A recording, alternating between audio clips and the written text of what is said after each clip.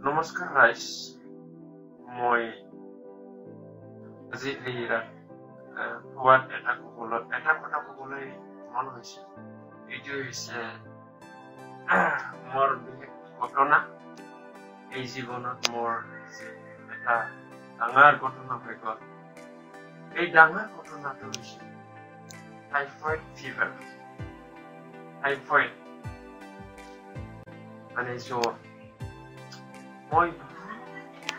মানে কষ্ট পাই আছো এইটো মোৰ হোমিওপ্যাথিকেল মেডিচিনৰ কি কয় এইটো কিবা থেমা আৰু বহুত আছে ইয়াতেও মানে বহুত আছে সপ্তাহত মানে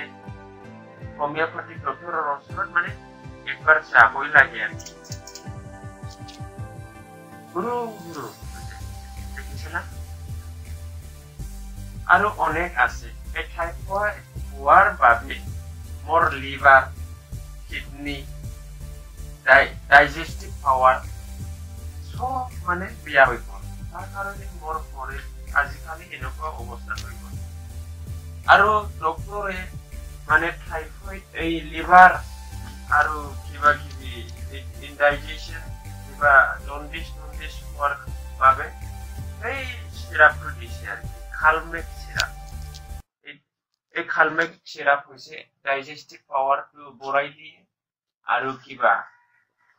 জন্ডিছ আৰু কিবা লিভাৰত যিমান নাকি ইনডাইজেশ্যন হয় এইবিলাক মানে কমাই দি আছে আৰু এটা চিৰাপ এইটো চিৰাপ নহয় ড্ৰপ এইটো মানে আধা কাপ পানীত মানে এইটো 20 ড্ৰপ 30 ড্ৰপ কিবা দি পেলাই খাব লাগে আৰু কি এনেকুৱা অৱস্থা মোৰ আজিকালি হৈ আছে এইটোই মোৰ ঘটনা নমস্কাৰ